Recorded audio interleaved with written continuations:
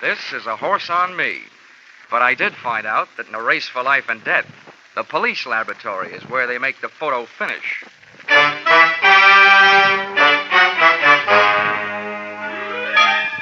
This is another in the adventures of America's fabulous freelance insurance investigator, Johnny Dollar. At Insurance Investigation, Johnny Dollar is only an expert. At making out his expense account, he is an absolute genius.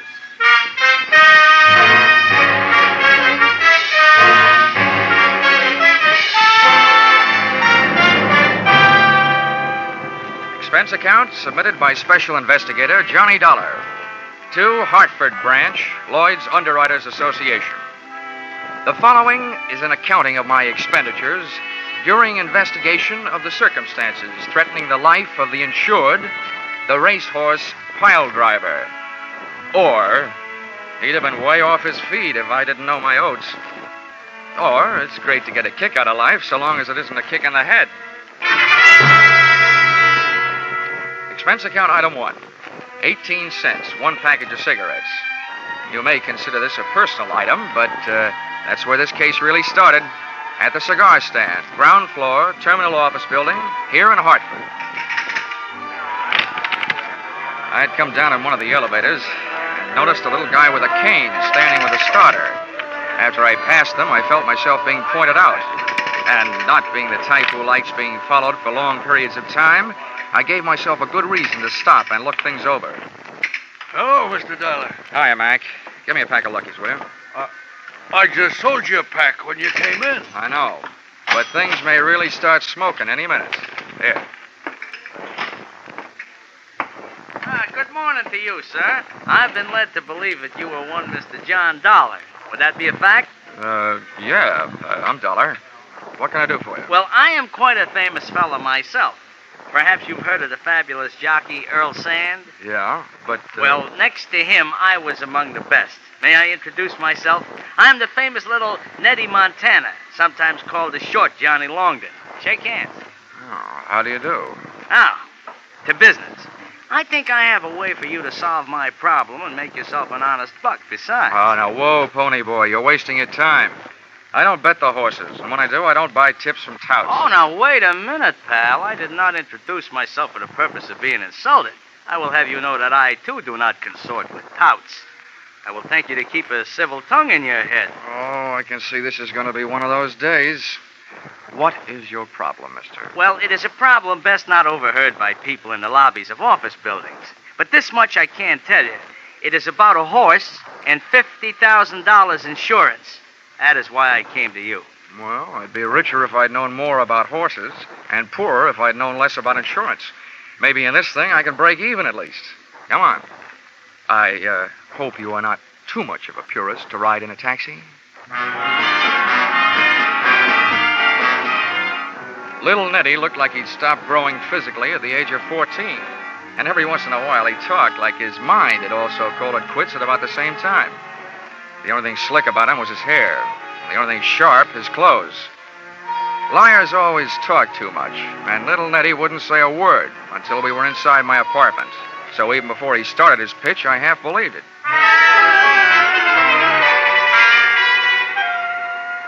Well, to take it from the beginning, I was born in a stable, and that's not just a figure of speech. They brought the hot water in a feed bucket, so you can understand my deep affection for horses. Yeah. Now, on top of that, kindly consider this. One horse in particular, a very brave steed by the name of Pile Driver, has not only made me very famous, but has also made me a very large pile of hay. I have ridden Pile Driver to a win position since he was a maiden. Pile Driver, huh? Quite a hunk of horse. You remember? Yeah. Then you might also remember that he was on his way to becoming one of the big money winners of all time. Until I had to go and fall off a livery stable horse while teaching a girl how to ride in Central Park. It busted up my leg, and I might add, my future. To say nothing of Pile Drivers. He hasn't won a race since I got grounded. Yeah, well, what's all this got to do with insurance? Mr. Dollar, they are gonna murder him. Oh? Can you guess why? I can try. Pile Driver is heavily insured. He's also no longer winning races. He is also a man who can't have a family. No good for studs. So if Pile Driver should trip and break a leg, the owner would be entitled to shoot him, and he'd still collect the insurance. I know, it's been done. You have hit the horseshoe nail on the head. Mr. Dollar, I have a considerable bundle of money stashed away, and I am willing to devote a considerable lump of it to the purpose of saving Piledriver. Now, maybe you wouldn't understand such a thing, but I happen to love that horse. I understand it, Nettie. Where is he? Well, he is currently stabled at a track named Hayawa. Oh, by the shores of Gitche Gumee? No, by the shores of Lake Michigan. This is located slightly north of a place called Chicago. 5 telephone calls and a few hundred questions later, I learned that Piledriver was insured by your company. Got the assignment and was on my way. So, expense account item 2, airfare, Hartford to Chicago, $57.72. Little Nettie insisted on coming along, and he kept the hum of the plane from being humdrum as follows. Well, Johnny, the gentleman who owns Piledriver is an old Kentucky mint julep sponge named Colonel Faraday Bushnell. Mm-hmm. Now, this character has a very black heart hiding beneath a head of white hair. That's it. I trusted him until I heard him say what he was going to do. From then on, I have been seriously tempted to wrap these hands around his neck and squeeze. All I can say is he had better not hurt Piledriver.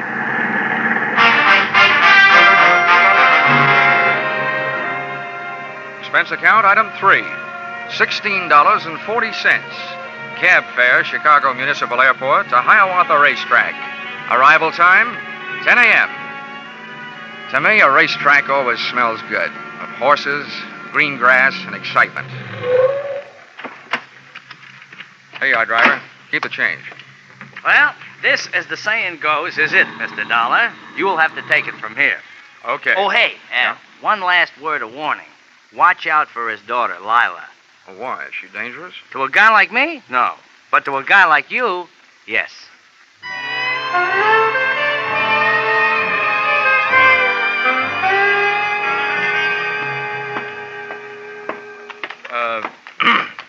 Pardon me, miss. Can you tell me where I'll find the boss around here, Colonel Bushnell? Oh. I was just going to chase you away. But you don't look like just another hay and grain merchant. What you selling? I'm not. I'm buying. Where's your daddy? How do you know the colonel is my daddy? Well, they told me he had a pretty daughter. Oh, well, thanks. Just who are you, mister? Well, as for the name, that's Johnny Dollar. As for my business, that's trying to buy one of your father's horses. Well, the colonel won't be back for a little bit, but I'm bossing while he's away. I'll tell you now, I don't think he's figuring on selling any of his horses. But I'll be glad to show them to you. Good enough. But there's only one I'm really interested in. Piledriver. Piledriver? Why, no, Daddy wouldn't sell him. Why not? Why, he's practically one of the family. He put me through the last 2 years of college. Do you mind if I see him anyway? Why, no, not at all. Right over here. Okay. Here, baby. You have company, darling. Meet Mr. Dollar. Hello. That's quite a horse. No, he's just a perfect dear, aren't you, Dollar? Mr. Dollar, why do you want to buy Piledriver? Oh, he's a great horse. Got a great record. Have you been following him lately? Yeah. Oh, I know he hasn't been winning. That ought to make his price cheap and the odds long when he gets back running. I just happen to think I can make a winner out of him again. But his spirit's all gone. How do you think you're going to do that? Well, if I told you, his price might go right back up. Johnny, darling, I can't help it, darling. Hey, Kiss wait a me. minute. Let go. Wait a minute. Please, darling, please. Well, that was great fun. But what was it for? Johnny, you shouldn't have, right out here in the open. Huh? Oh, Leo. Yeah. What's going on? Now, wait, Leo, honey. This guy ain't your brother. He'll wish he was. Besides, that's no way to kiss brothers. You, get out of here. Look, Buster, if you aren't this girl's father, you'd better start doing some wishing. Oh, you think so, huh? This is the roughest game of post office I ever got mixed How up do you in. like that, please? Johnny! Johnny, what are you doing to him? Hammerheads like this hammer locks. Let him get tough now and I'll bust his arm. Gentlemen, what's going on here? You spectators there, run along now about your business. Leo, I must say I am surprised at you. Fighting in front of a lady. Oh, Daddy. Get him off of me. Here, young man, I demand that you dismount Mr. Colby. Well, sooner or later, I guess I'll have to. Now, listen, Leo. Are you paying close attention? Yeah. After I let you up, if you make one move except away from here, I'll give you a pair of fat ears, okay? Oh, look at the suit. I'm going to have to start wearing knee pads. Come on, Leo, honey. Let's get away from here. I hope you're not blaming me for what happened. I don't know was who to just blame. standing in here. Now, see here. I demand an explanation. So do I. I came here to get in the horse business, and I end up in the fight racket. Who is that guy? That gentleman, sir, is Leo Corbett, a brother horse owner. And I might do the favor of warning you that Mr. Corbett is a hard enough man in business dealings. But when it comes to my daughter, he's downright violent. Your daughter was downright impulsive. Maybe so. But Leo is hardly the type to stand by while some other fella kisses his girl. And I saw that happen with my own eyes. Well, don't let it worry you, Colonel. I didn't come here to collect lipstick samples. Well, there's one thing I can be glad about in my encounter with Mr. Leo Corbett. What is that? That he isn't James J. Come on, Colonel. Let's start business.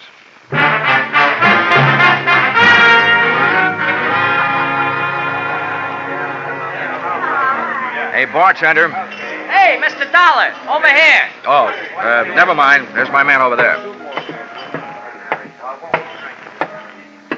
How are you, Nettie? Oh, I'm fine. Hey, but you, where did you catch that mouse under your eye? Oh, I'm sharp as a trap, I am. You were so right about Miss Bushnell. She's not only dangerous, she's daffy. Huh? I didn't know she could hit that hard. Oh, she didn't.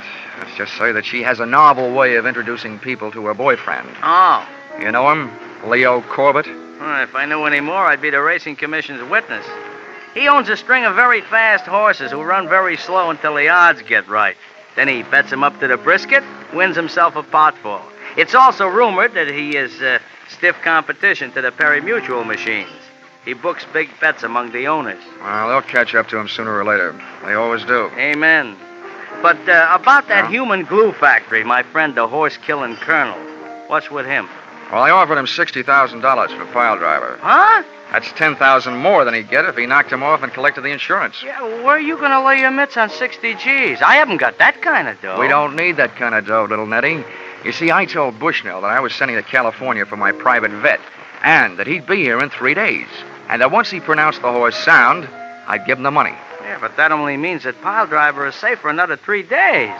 And then what? In those 3 days, it's up to me to prove intent. And if it's there, I'll prove it. And have the policy canceled.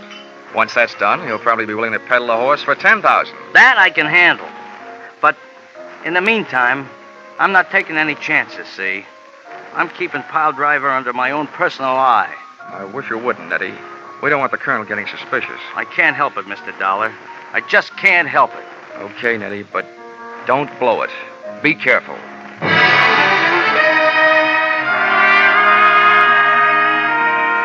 Like all racetracks, Hiawatha was surrounded by motor courts and bungalows with rooms for rent. So, expense account item 4, $3, room rent. I set the tin alarm clock for 8 and my ear for any time and went most of the way to sleep.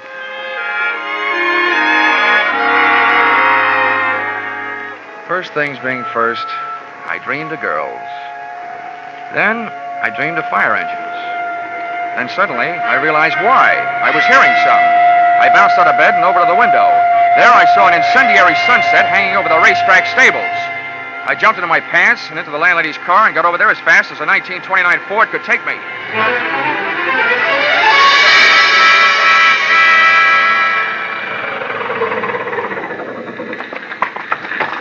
Hey, you. What? How'd it start? I started swinging those tables. I don't know how, but the guards were looking for a little guy with a limp who was hanging around. Oh, where'd he go? I didn't see him, but I hear he ran in the fire and didn't come out. Some crank, I guess. I had one particular horse to get to in a hurry, and I hoped one particular guy. The door to pile driver's stall was closed and padlocked. I crowbarred the stable out of the wood with the pick end of a fire axe. Threw the door open, grabbed a lungful of fresh air, closed my eyes, and slammed into the smoke. I could have been smoked to death, burned to death, or stamped to death, but I had to take the chance.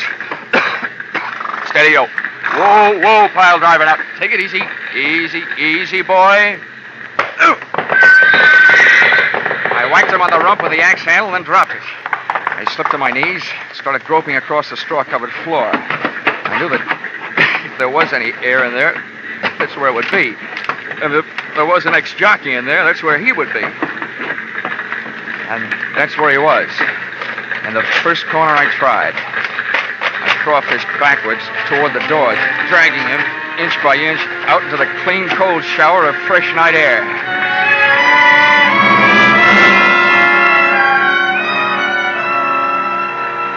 But I could have saved myself the trip.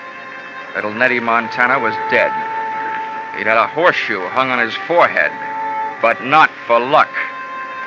And all I could think of at the moment was, a jockey's best friend is not always his horse.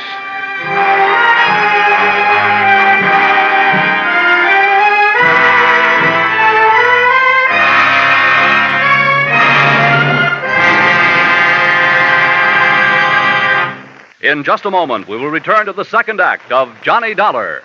But first, may we take just a moment from tonight's Johnny Dollar story to remind you that 3 more fine adventure shows come your way each Saturday night on most of these same CBS stations. First, there are The Adventures of Philip Marlowe, based on the smart and tough Private Eye created by Raymond Chandler. Second, there's Gangbusters, one of the most famous crime shows on the air, reenacting outstanding police cases in real life. Third, there is Escape, a highly unusual adventure show which fulfills your need for escape. Hear these 3, Philip Marlowe, Gangbusters, and Escape, along with yours truly, Johnny Dollar, every Saturday night, won't you? Tune in this fall for the shows that you love best of all. Listen carefully. Here's the address. It's CBS. Now, with our star, Charles Russell, we return to the second act of yours truly, Johnny Dollar.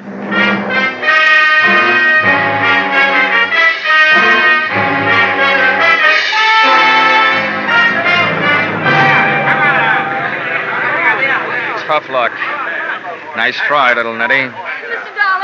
Mr. Dollar, this is horrible. Why, it's little Nettie. It sure is. What's left of little Nettie? You don't... Yeah, I mean, he's dead. You know, when I was a kid, I knew about a story with a horse and a woman in it. Helen of Troy. I should have remembered that before I tangled with you. Why don't you get lost? Why, whatever's the matter with you? Look, Miss Bushnell, 2 minutes after I met you, you bagged me into a fist fight with your boyfriend with a phony kiss. I don't know how much you had to do with putting little Nettie where he is, but I intend to find out. Why, you're insane. Any fool, even you, Mr. Dollar, can plainly see that this boy's been kicked in the head by a horse. Lila, child, what are you doing here? Why, I saw Why? Who's that on the ground? Why? It's little Nettie. Don't tell me he's dead. What would you be if you got kicked in the head by a horse, Colonel? Why, the poor boy. I held this lad in deep affection until just a few months back. He was my best jockey. What on earth was he doing around here at this time of night? From all I can see, little Nettie swapped his life for pile drivers. As small as he was, it's a pretty big price to pay. Although I guess you wouldn't think so, would you? What? What's that? I demand an explanation of precisely what you mean, sir. I mean that to some people, a dead horse is more valuable than a live one. Too bad you can't go count your money. I gotta take my friend to the morgue. An hour later, little Nettie was resting better than I was. I'd made my report to the police and was back pacing the floor of my rented room. There wasn't a long walk.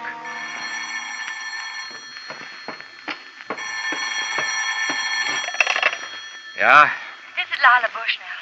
I gotta see you right away. Why don't you start another fire? That'll draw me. I didn't have anything to do with that fire, but I must talk to you right away. Where can I meet you? Have you got a car? Yes, I'll come any place. Now, pick me up here in 20 minutes.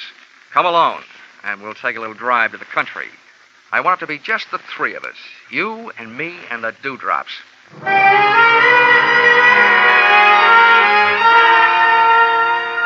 Dawn was making a dark gray promise in the sky when she picked me up, and a few easy-to-please birds had found something to sing about. During the first 5 miles, Lila denied everything except that she was a woman, and there was no hiding that. I had her pull in under a tree and said, "Well, then why'd you call me?" It was something you said to my father about a horse being more valuable dead than alive. You sold me out once. What are you planning on now? Selling out your old man? You women. You know, if the truth is ever told, it'll probably come out that Goldilocks cut her grandmother's throat to swipe the gold out of her teeth. Please don't make fun of me. Fun, she calls it. Well, you got something to spill, get it off your chest.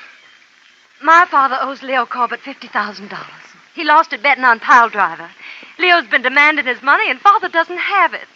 And I heard Leo practically order Father to destroy Pile Driver for the insurance. And what did Daddy dear say to that? He said he'd do it. But I know he wouldn't. I know he didn't set that fire. How do you know? I just know, that's all. Now, that'll sound good to a jury. Why are you coming to me with all this stuff? Because you're our only hope.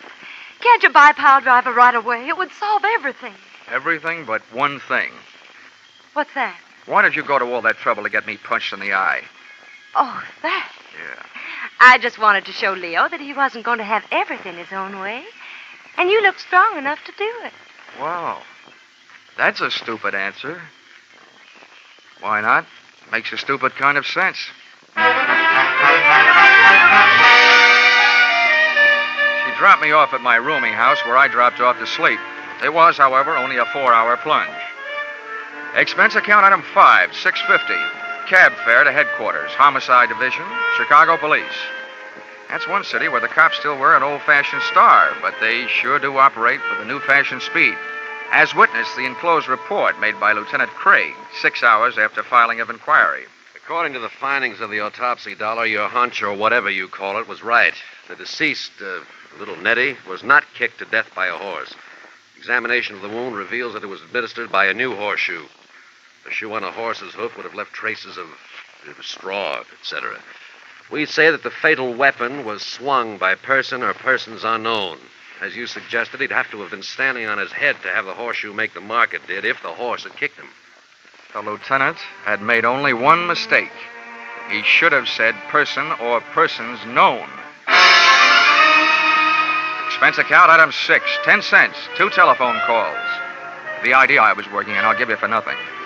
Expense account item 7, $650. Cab fare to Administration Building, Hayawa Racetrack, where the afternoon's program was in progress, and where I got the wholehearted cooperation of the track officials and the use of a vacant office in which to hold the meeting I had set up. I sat myself in a swivel chair and waited. Here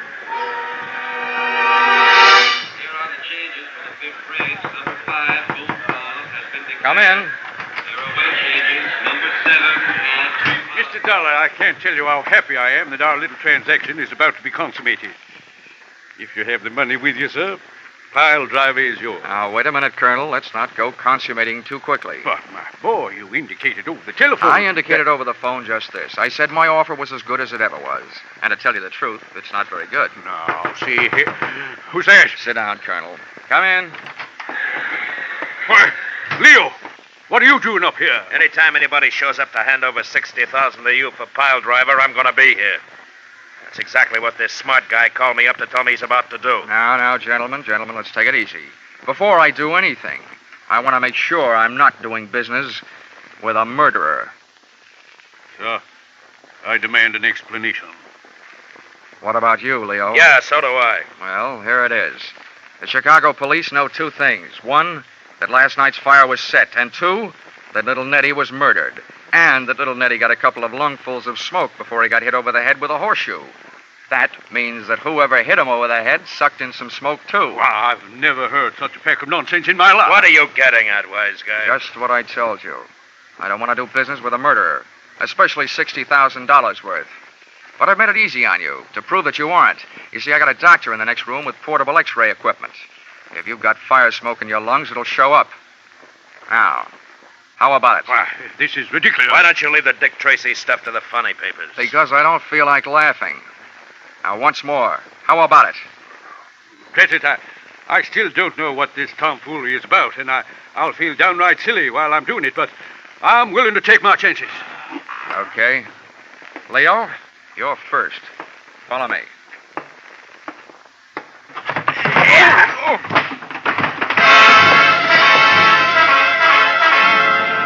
Turning your back on a murderer is no way to stay healthy, but very often it's a good way to get him to make his move. This one did, right out the door, knocking me down en route, and the chase was on. Out of the building and out toward the grandstand and the racing circle. And there they go. On the outside, Dreamy Boy by a neck. It's Brockbuster by a length, and it's Williger by a head. And at the quarter, it's Dreamy Boy. It may have been Dreamy Boy at the quarter, and on the track, well, it was my quarry by 50 lengths as he headed up an aisle into the grandstand. And at the half, it's Dreamy Boy, and it's Williger coming up on the outside, and Brockbuster by a head. Dreamy Boy was still doing fine down there, and I was moving up here, but up near the top of the grandstand, and onto the ramp leading to the press box section. And at the three-quarter, it's still Dreamy Boy by 3 lengths, and Williger by 1.5. And here comes Lower Flat making his move on the inside, and Brockbuster. Just as Dreamy Boy hit the three-quarter, we hit the grandstand roof, and then we went into the stretch. Hey, Corbett, it's hopeless. You can't get much farther. You're running out of roof. I slid behind a ventilator and showed myself to draw his shots. He was lousy. If he hadn't been, he'd be dictating this with an air-conditioned elbow. Okay, Corbett, you've had it. I've been counting your shots.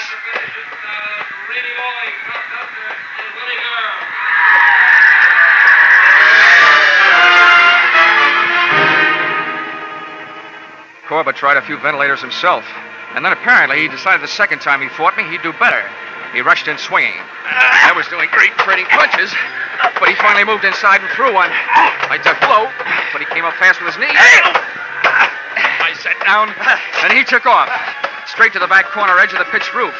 He swung over the side and started to shinny down the 100-foot rain pipe. But that pipe was built to carry rain, not people.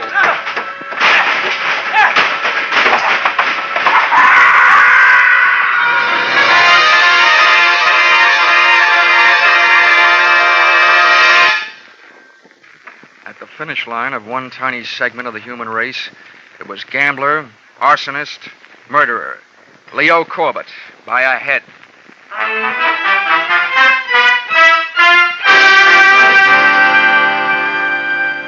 Expense account item 8. Dinner for 2 at the Shangri-La in downtown Chicago. $34.40. Dinner itself only took 40 minutes and 8 of the dollars. The rest of the evening and the money was spent listening to the story of her life. A story which would not by any means win any Pulitzer Prize, or for that matter, any husbands. But sometimes when you're interested in a girl like Lila, you have to act like you're interested in what she's saying. Expense account item 9, $57.72. Airfare, Chicago to Hartford. Item 10, $1.50. One book to read on airplane, titled How to Win at the Races. As if I just hadn't found out. Expense account total, $1,449.22. I guess you could call that horse sense. Signed, yours, truly, Johnny Dollar.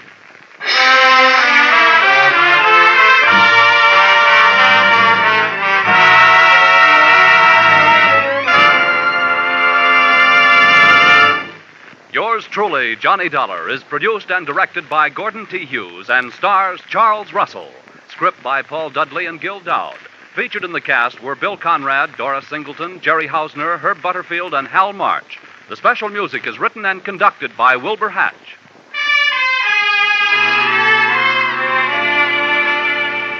Be sure to be with us at this same time next week when another unusual expense account is handed in by Yours truly, Johnny Dollar.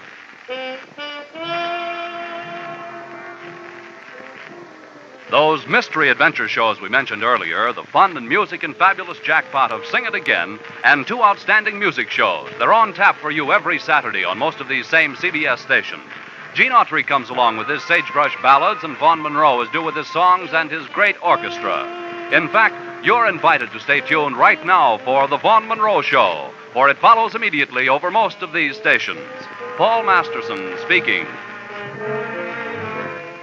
This is CBS, the Columbia Broadcasting System.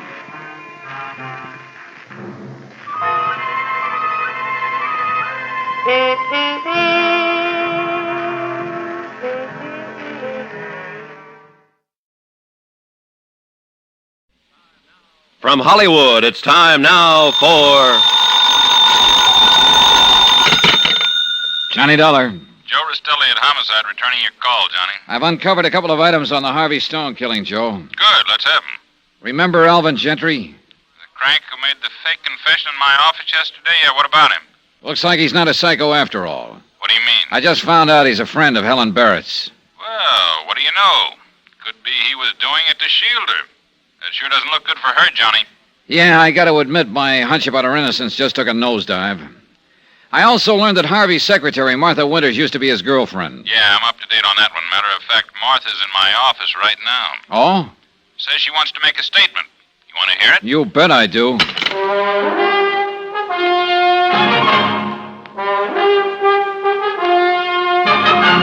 Tonight, and every weekday night, Bob Bailey in the transcribed adventures of the man with the action-packed expense account, America's fabulous freelance insurance investigator. Yours truly, Johnny Dollar.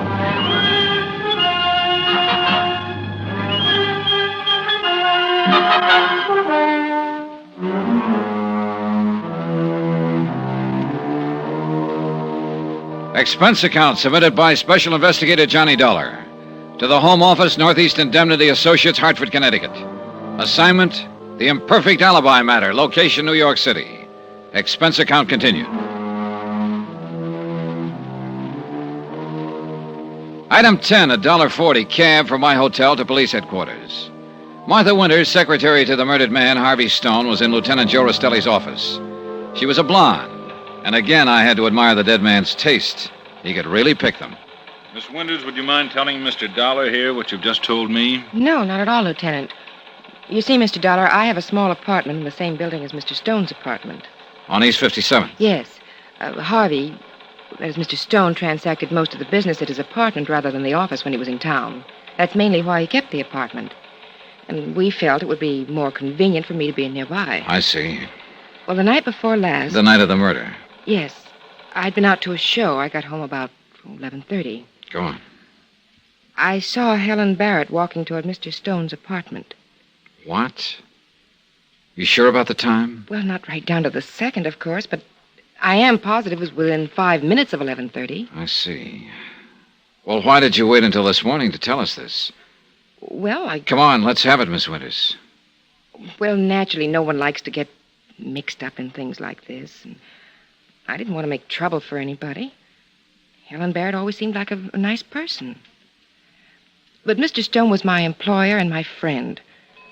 And after thinking it over, I could see what my duty was. You say Harvey Stone was your friend.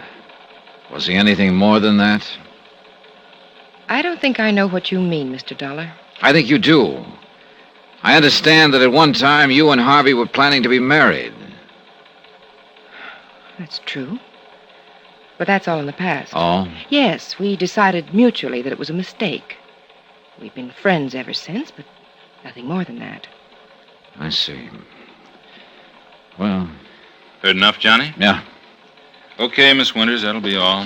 Thanks for coming in. We'll get in touch with you again if we need any further information. All right. Anytime, Lieutenant.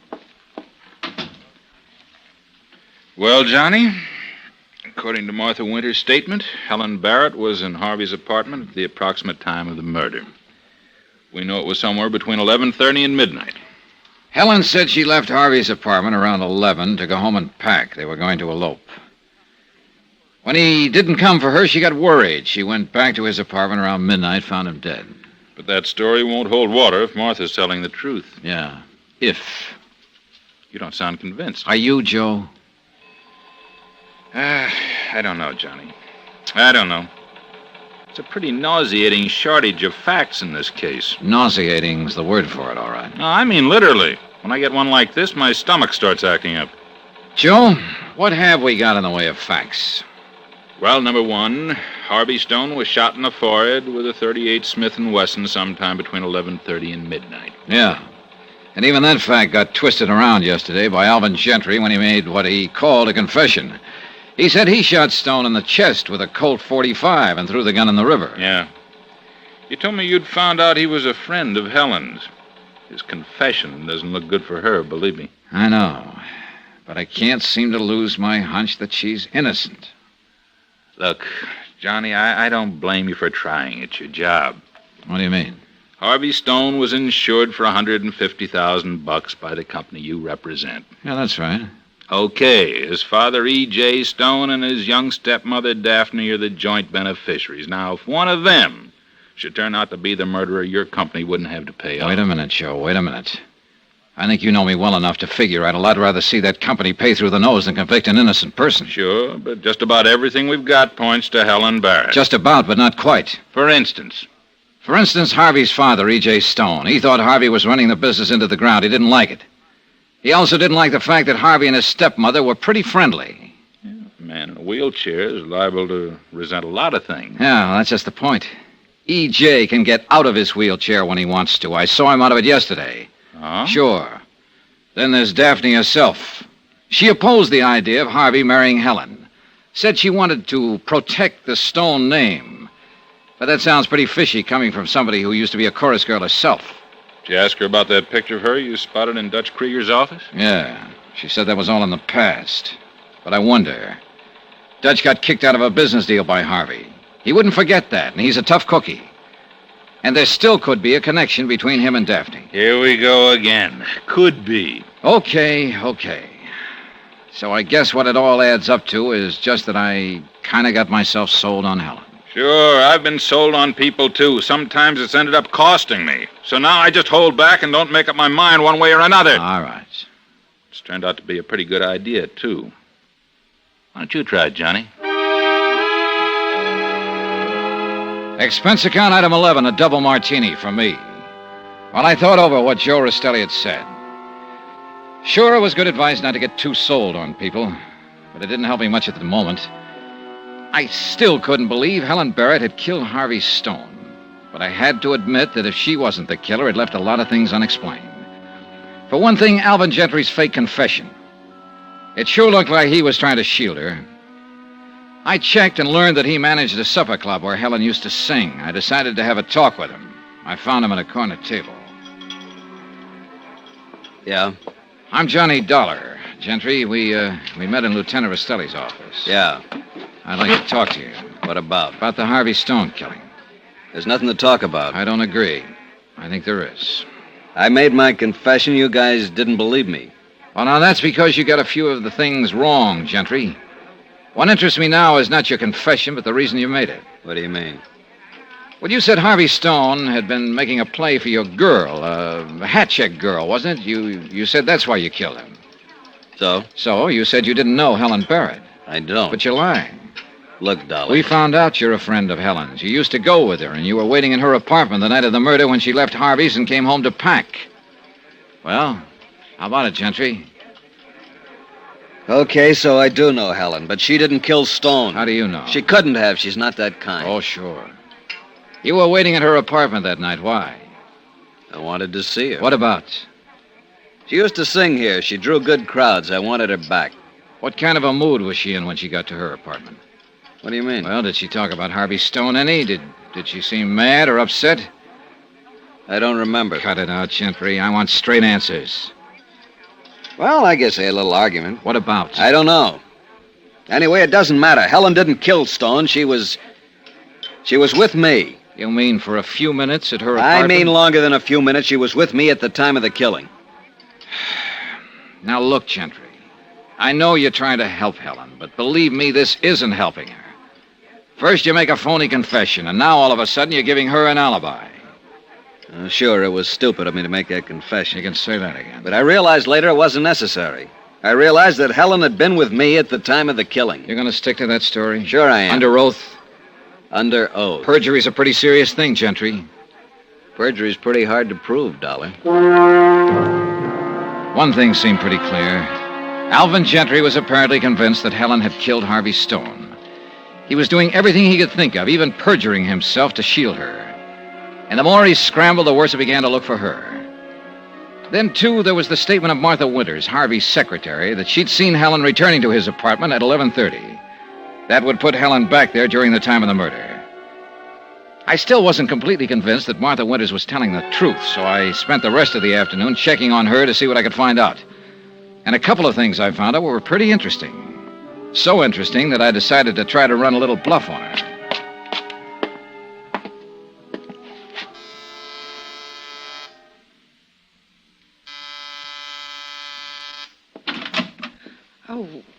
Mr. Dollar. Hello, Martha. I'd like to talk to you. Well, I was just on my way out. Well, this won't take long. All right. Please come in. Thanks. Well? It's about that statement you made to Lieutenant Rastelli this morning. Oh? Well, I really haven't anything more to add to it, Mr. Dollar. Look, I'm sorry, but I have an engagement now. Yeah. You told us this morning that you and Harvey Stone used to go together. But you called it off and were just friends after that. Yes, that's right.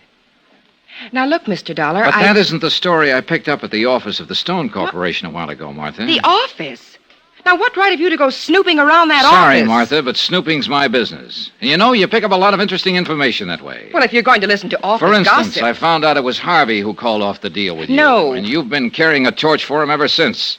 There've been a couple of nasty scenes about it. That's a lie. Matter of fact, once or twice he'd almost made up his mind to can you, but each time he decided not to. Lies, all of it. Okay.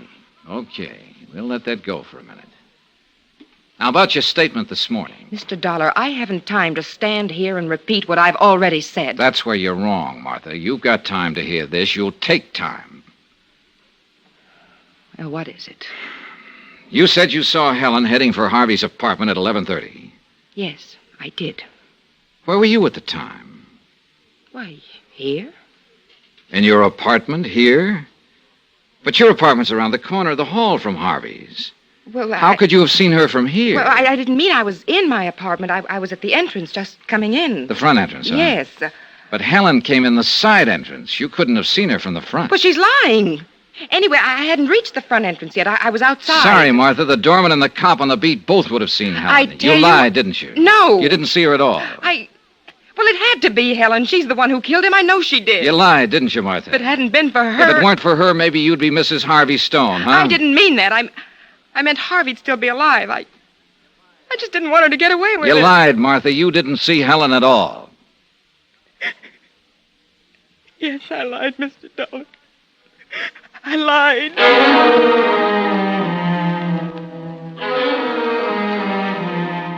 Yeah.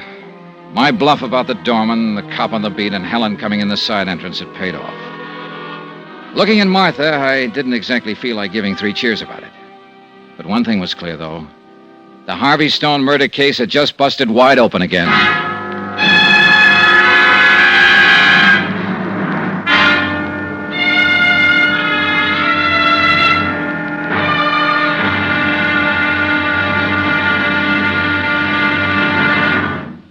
Now, here's our star to tell you about the final episode of this week's story. Tomorrow, the wind-up. A gambler stakes his life on his hand and loses. Join us, won't you? Yours truly, Johnny Dollar.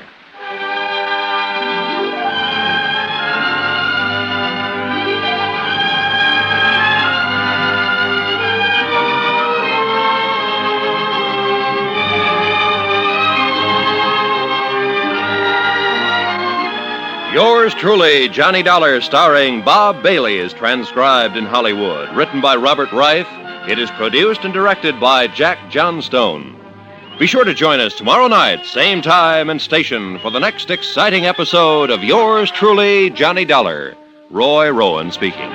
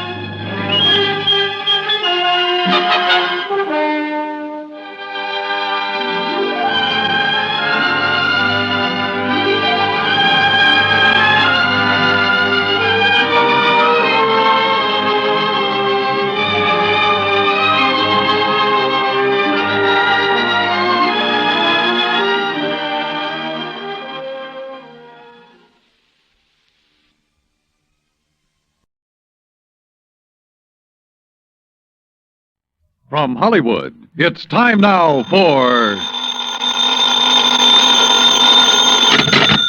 Johnny Dollar. Why, man? How's your stomach, Johnny? What? Rich Poot give you any trouble? Who is this? Why, your old buddy, Angie Orsatti. Oh, hi, Angie. Glad you got my message. Yeah. How about dinner tonight at Antoine's, Johnny? Shrimp gumbo, oysters, Rockefeller. Yeah, sounds fine. Only I've got to do some work first. Man, I thought you was here in New Orleans on vacation. No, little matter of fire insurance and the company's check for $16,000. Somebody trying to cheat him out of it, huh? You won't believe this, Angie. Somebody turned it down. What?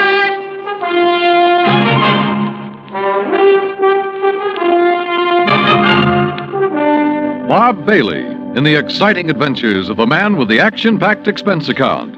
America's fabulous freelance insurance investigator. Yours truly, Johnny Dollar.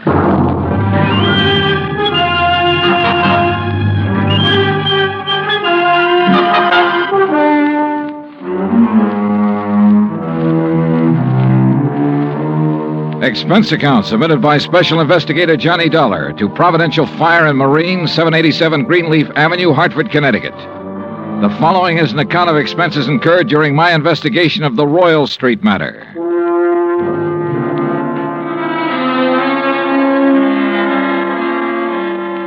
Expense account item 1, $103.82, transportation to New Orleans.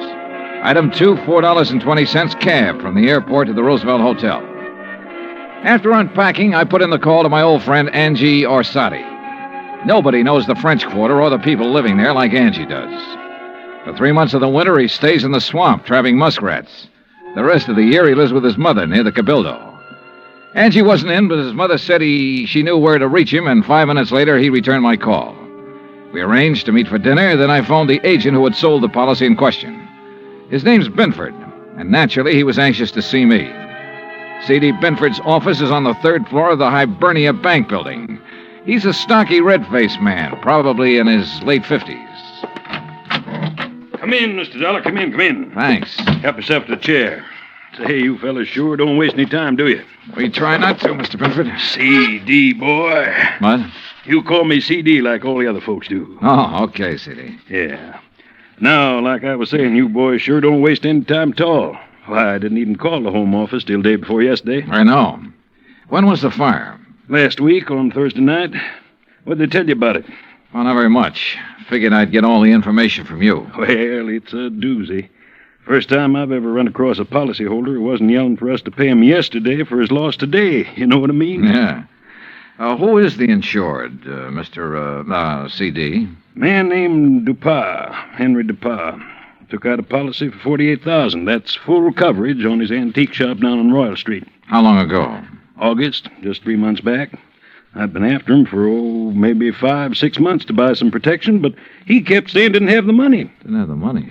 And one day I dropped in to see him about his car insurance, and right off he told me to write a policy giving him full fire coverage on the shop. Well, how'd he arrange to pay it? Cash, in full, the day I delivered the policy. He tell you why he changed his mind? Yeah, not exactly. Bet he mentioned something about times being better. I reckon there must have been. Why'd he say that? Well, a few days later, he had the back part of his shop all painted and fixed up. And that's the part that burned. And he hired himself a girl to work in the office. A real good looker, too. Well, what caused the fire? You know? I sure do. Antique kerosene lamp got knocked over accidental. According to what Dupas told the fireman, he was in the back of the shop with a customer showing him the lamp. Uh-huh. When it fell, the fire started. The two of them tried to put it out. Reckon that's why they didn't call the fire department right off. Uh-huh.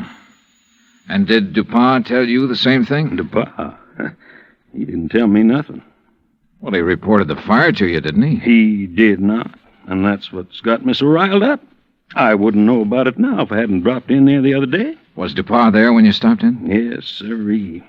And when I saw how the place looked, the whole back of the store gutted out and a slew of his antiques destroyed, I let him have both barrels, I tell you. Oh, what'd he say to that? Well, nothing too much.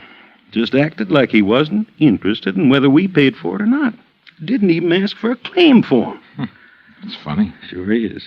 I thought maybe he was so upset over losing some of his valuable antiques, he didn't know what he was doing. So, after I checked with the fire department, got a copy of their report, I typed up a claim for him. You figured the damage at $16,000, right? Mm-hmm. I knew how much he spent fixing up the back. When I'd issued the policy, I'd gotten an estimate on most of the antiques. So what happened when you gave him the claim? He signed it? He did not. Said to forget about the fire. And when I kept after him, he called me a busybody and told me to get out of his shop and stay out. What do you think, C.D.? You have any idea why he didn't report it or sign that claim? If I had, boy, I wouldn't have sent for you. I left Binford's office and walked over to Canal Street. The sun had gone down and a cool breeze was coming in off the river, bringing with it the smell of coffee beans and fruit from the banana boats. I crossed Canal and turned onto Royal, heading into the French Quarter. When I reached Henry Dupin's antique shop, I stopped. There are a lot of antique shops on Royal. All of them look pretty much the same. The buildings as old as the fine rosewood and mahogany pieces they shelter. There was nothing different about this one, at least from the outside. The fire had started and finished in the rear of the building. I tried the front door, but it was locked. I didn't think anyone would be there that late, but I knocked anyway.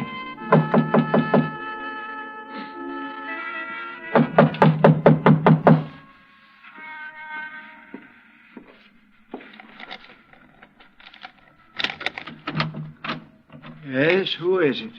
Mr. Dupin? Who is it? My name's Dollar, Mr. Dupin. I represent the Providential Fire Marine. Why do you people persist in annoying me? Well, we wouldn't if you'd tell us about the fire you There's had nothing special about that fire, Mr. Dollar. It was an accident. Well, then why didn't you file a claim? You're entitled to enough money to cover your loss. Mr. Binford explained that to me quite carefully. If you haven't talked to him, Mr. Dollar, you should. Oh, I've talked to him. Well, then go away. Well, not until you answer a few No, questions. leave me alone, please. I'd noticed an alley next to the shop that ended where the rear door had been. I started back along it, not quite sure what I was looking for or what I expected to find. But I was sure of one thing. Dupin was a frightened man. It was too dark to see anything at the end of the alley, so I returned to the street. Item 3, $30.50, phone call, taxi, and dinner for two at Antoine's. Oh, man. Kind of nice, ain't it, Johnny? Oh, the way it never changes. Same waiter, same chef, same clientele. Yeah. Like another Cafe Royale, Ashy? No, thanks. Well, Johnny? Yeah? Well, when you going to ask me? Ask you what? Oh, don't kid me, John. You had that old bloodhound look in your eye ever since we sat down. What's the question? Okay, Angie. What do you know about a man named Henry Dupin? Dupin's antique shop? That's right. Oh, not much. Seen him around some's all. Yeah, where? Oh, you know what kind of places I like, Johnny. Yeah, but I can't picture Dupin liking them. Well, maybe he don't, but maybe that little old blonde he's been carrying with him does. Blonde? Yeah, you know. Female, girl, bleached hair. I know. Yeah. How old? Oh, 24, 5. Yeah, real nice for old coot like him. Real winter and spring, huh? Yeah. You seen them together often? Oh, a few times. Saw him about 2 weeks ago at Butcher's place. Hey, you know something? I walked in there that night with a 5 and I walked out with 200. How about that? Great. You know who the blonde is? No, but I might be able to find out. You want? Yeah, I want. I left Angie and started back toward Royal Street. On the way, I ran up item 4, $1.85 for one flashlight and batteries. The shades on Dupin's shop were drawn, but I could tell there were lights on inside. In the alley, a small pickup truck was parked near the side entrance to the shop.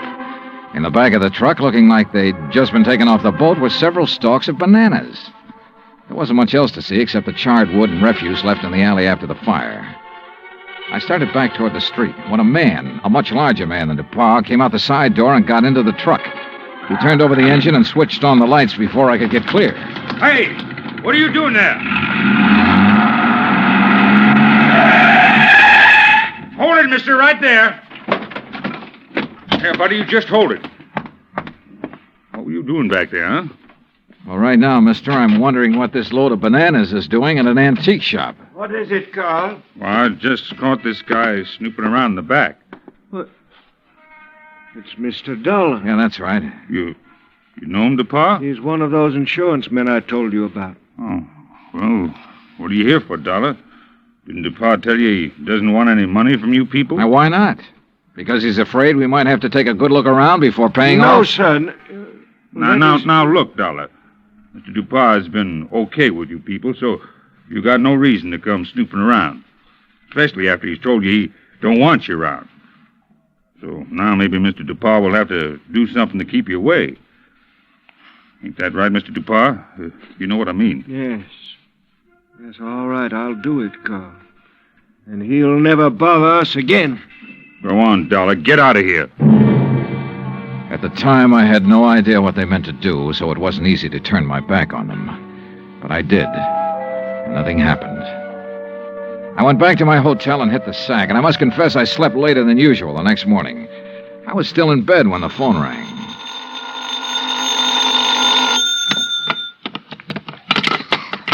Johnny Dollar. Why, hey now, where's my dynamic northern friend? Oh, he's off today. I'm taking his place. Well, in the news I got, well, I reckon it'll keep till tomorrow. Yeah. Well, so long. No, wait, Angie. Yeah. Did you find out anything about that blonde Dupant's been seeing? Sure, everybody around the French Market coffee shop used to know her. Used to, meaning up till she went to work for Mr. Dupont. She worked for Dupont? Yeah, in the office at his store. Started in there about 3 months ago. Well, come on. Well, since then, nobody sees her anymore. At least none of her old gang. You know where she lives? Yep. The Pont Alba Apartments. That is, unless she has moved. What's her name? Rose Allen. What? Yeah, she used to be a dancer. That enough for you to go on? Yeah, Angie, thanks. That's plenty. Expense account item 5, $1.40 cab fare from my hotel to the Pontalba Apartments. The list of names on the register near the manager's office told me Rose Ellen's apartment was number 215. But when I got up there, the girl who opened the door wasn't a blonde. Yes? Oh, I'm looking for Miss Rose Ellen. She isn't in. Oh, she at work? Who are you? I mean, are you a friend of hers? My name's Dollar, Johnny Dollar. I'm an insurance investigator. Well, she hasn't done anything, has she? Well, not that I know of. Look, Miss... Garbo. Garbo? May Garbo. You're a dancer, aren't you? How'd you guess? Oh, I'm good at recognizing talent. Oh? Would you like to come in? I've got some coffee on. Well, that'll be just fine. Say, you've certainly got a nice view of the square from here. I suppose. Don't you think so? Oh, sure, if you like that sort of thing. Me, I just think the square's kind of square. Oh, that's good. That's very I brought good. it up the day we moved here. You and Rose move in here together? Uh-huh. Oh, sit down, Johnny. Make yourself at home. Well, thanks. Gee, you're so polite. You wait to be asked. Yeah. Look, tell me, what time do you think Rose will be home? Oh, I couldn't say. May, this is important. What time does she usually get home? Well, I don't know. I mean, after all, she's got her own life to live, you know, and I'm not her keeper. Okay. Sometimes she doesn't get home for days. Oh, I better get the coffee. She ever say anything to you about the fire? Yeah? What fire? The fire down at the antique shop. No, you want cream and sugar? No, thanks, just black. Good. When was that? The fire? Last Thursday night. That's funny. What's funny? That was the last time I saw her. What? Yeah. Rose went to work last Thursday, but she never came home.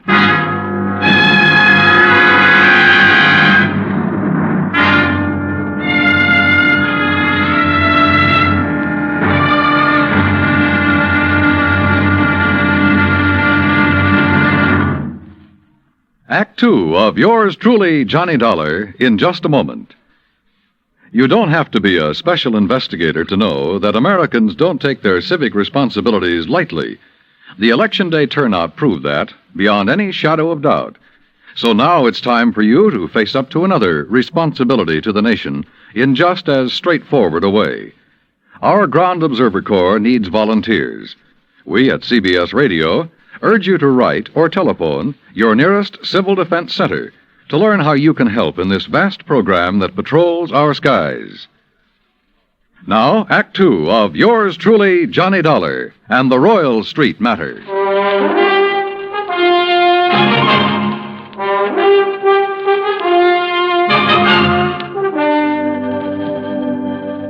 This was the screwiest deal I'd ever seen. A guy refusing insurance money he was entitled to.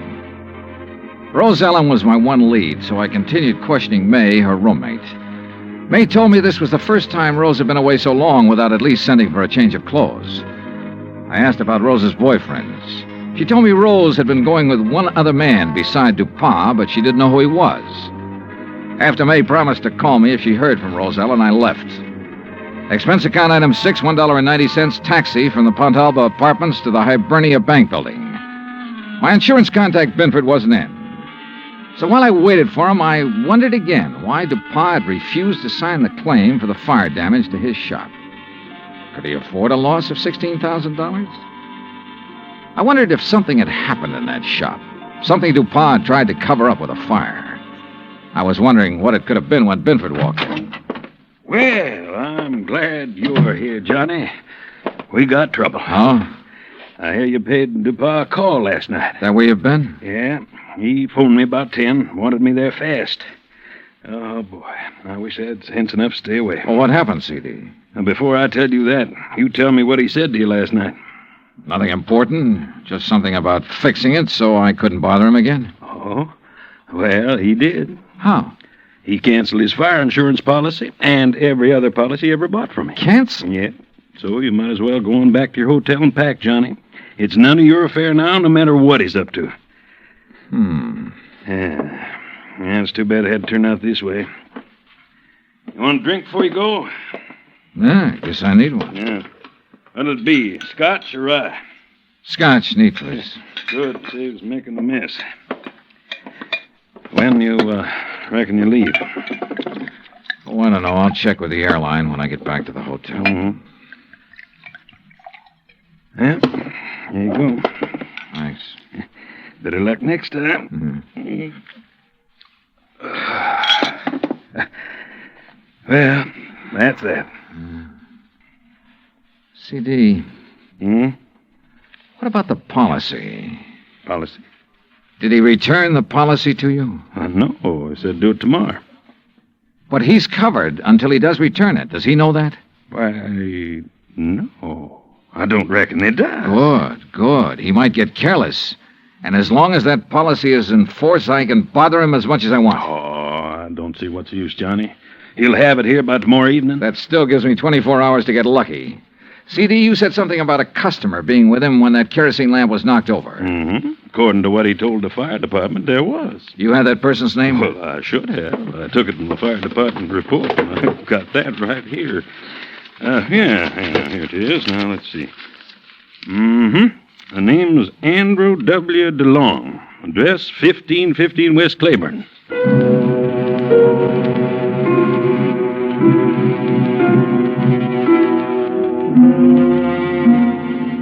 There wasn't any Andrew DeLong at that address. We checked the telephone book and the city directory, and the only Andrew W. DeLong we found was out in Metry, in a mausoleum. So we drove back towards CD's office. Well, now what, Johnny? Dupont. What? Find out everything we can about Dupont and everybody who works for him. Ain't nobody but his secretary and his assistant. Fella named Carl. Yeah, how long has Carl been working for him? Oh, about as long as she has. Does this Carl own a fruit stand? Well, not I know about. Why? Oh, I just wondered. Hey, what time is it, CD? 2:15.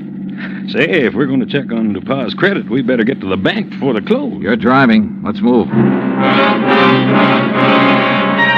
Expense account item 7, $22.80. Telephone calls and a couple of gratuities to obtain a lot of information about Dupont. I learned, among other things, that he'd banked almost $11,000 in the past 3 months. Before that, almost nothing. But there's no law against making money, so I still had nothing concrete to go on. At 5:30, I left Binford, went back to my hotel, and there found a message from May, Rose Ellen's roommate, asking me to go to her apartment immediately. So I did. Oh, Johnny. Yeah, hi, May. Oh, well, come in. Johnny, you know what you made me promise. Yeah? Well, it happened. You mean you've heard from Rose? Well, no, not exactly. But a man called this afternoon and talked about her. Oh, well, I hope he had only nice things to say. Oh, yes. He said she's just fine. What? Didn't you hear me? Yeah, he said she's fine. Fine. Well, what else did he say? Well, he said he was going to come by at 4 o'clock and pick up her clothes. I should have them ready. No, but of course he didn't. Well, he did so. He did?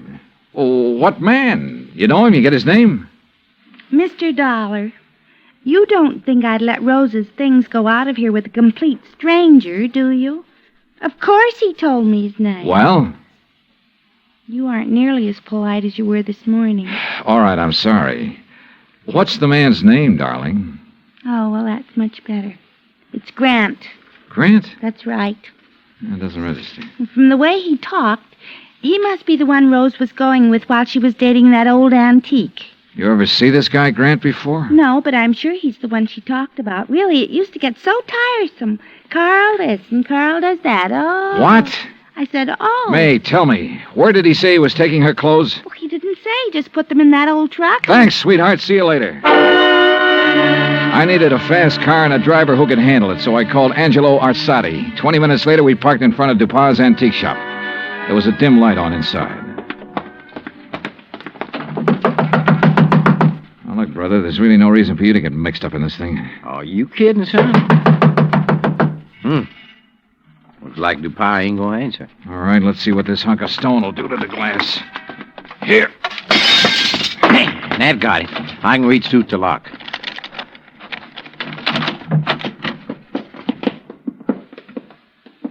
Looks like nobody here. Well. Hey, wait a minute. Yeah, I see him. Carl, what happened to you? Dollar. Angie, call an ambulance. Tell him a man's been stabbed here. Yeah, right, Johnny. Dollar. Get to her before he can. Dupas? Gonna kill Rose. You got to help her. Dupas wants to kill her? Why? She found out. Smuggling. Is that what Dupas been up to? Smuggling in banana shipments. Rose found out. Where is she? He thought I'd killed her, but I love her. Yeah, well, look, tell me. You gotta get to her before he does. Where is she? Old Spanish fortress. Yeah? Out on Bayou Slidell. Old Spanish fortress on the Bayou Slidell. Yeah. You know where that is, Angie? Oh, sure. An old ruin out in the swamps north of town near the highway bridge. It goes over to the Gulf Coast. Carl, how long ago did Dupas leave? 10 or 15 minutes. Yeah, well, we could beat him, Johnny, by cutting across the swamps. That is, if you could take it. What do you mean by that? Well, it's rugged. Like what? Johnny, did you ever ride a swamp buggy?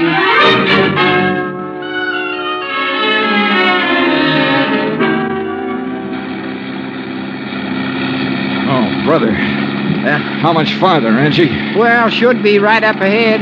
How can you tell? All I can see is swamp and marsh grass. Yeah, well, I done a lot of trapping out here. I know the channel. Think we'll make the old ruins before Dupas? Well, we got to, don't we? Hey, there it is. That old wreck is called a fortress? Man, that's it. Well, get us up as close to it as you can. I don't see anybody parked. There's nobody approaching the bridge. There we are. Come on, let's go. Hey, look, John. There she is at the side entrance. Yeah, I see. Rose! Rose Ellen! She's scared. She ducked back inside. Rose! We're friends of Carl's. He sent us to help you. Well, come on, Johnny. We can get inside to her through this here doorway. Okay. This place looks like it's about ready to fall apart. Rose! Yeah, man. Dark in here, too. Yeah, don't step on them falling bricks. Okay. Rose! Rose Ellen! Yes? Where's Carl? Dupas tried to kill him. Oh, no. Rose! Come on out here where we can see you. Rose! Oh, he found out that Carl didn't kill me, is that it? Yeah, but Carl's all right now. Look, Rose, I want you to tell me all you know about the fire at DuPa's shop. Were you there? Yes. Well, what happened? Pa had me tied up. Told Carl I'd found out what they were doing. Smuggling, I mean. He told Carl to kill me. He didn't know Carl and I was going to be married. Go on, go on. Carl argued with him. That's when the lamp got knocked over. They didn't stop arguing until DuPas said he'd kill us both. So finally, Carl told DuPas he'd take care of me. Well, he had to, or DuPas would have killed us. But instead, Carl brought you here. Yes. Oh, come on, Johnny. Let's get out of this dark hole. Wait a minute, Angie. Rose, do you know why DuPas was afraid to report his fire to the insurance company? Some of the things he smuggled in was lost in the fire. If anybody come poking around, they might have found out what he's doing. What was he smuggling, do you know? Little tiny boxes filled with white powder, hidden in the bananas. Johnny, narcotics. Yeah, sure. No wonder he banks so much money so fast. I'll bank much more after I get rid of you, Dollar. Look at that. There he is in the door. Yeah, watch it. See, I ain't fooling, Dollar. He can't see us. No, but what a target he makes in that doorway against the light.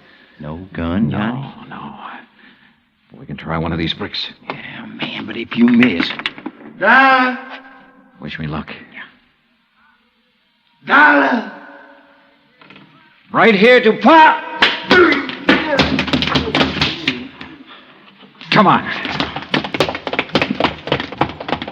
Oh, man, dear. You could qualify for the New York Yankees, Johnny. All right, DuPas. On your feet. Let's get out of here.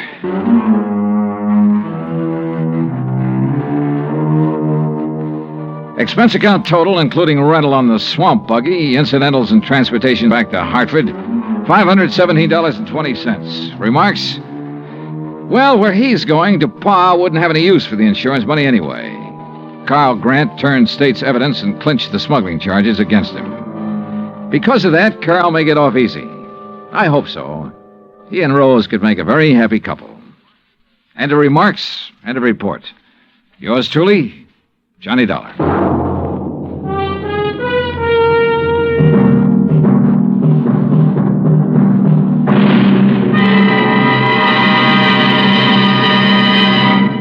Our star will return in just a moment. If we are to remain alert to possible acts of aggression, we need the continuous operation of the Ground Observer Corps. And if the Ground Observer Corps is to remain on the job around the clock, 7 days a week, your help is needed. Tomorrow, telephone your nearest Civil Defense Center and volunteer a few hours of your time each week to the Ground Observer Corps. Join our Ground Observer Corps at the Civil Defense Center nearest your home. Now, here is our star to tell you about next week's story. Next week, 3 sets of twins. 2 men, 2 girls, and 2 fires that hit the coast of Florida with the impact of a hurricane. Join us, won't you? Yours truly, Johnny Dollar. Yours truly, Johnny Dollar, starring Bob Bailey, originates in Hollywood. Written by Charles B. Smith, it is produced and directed by Jack Johnstone. Heard in tonight's cast were Virginia Gregg, Forrest Lewis, Lou Merrill, Lawrence Dobkin, and Frank Gersel. Musical supervision is by Amerigo Marino and Carl Fortina. Be sure to join us next week, same time and station, for another exciting story of yours truly, Johnny Dollar. Dan Cubberly speaking.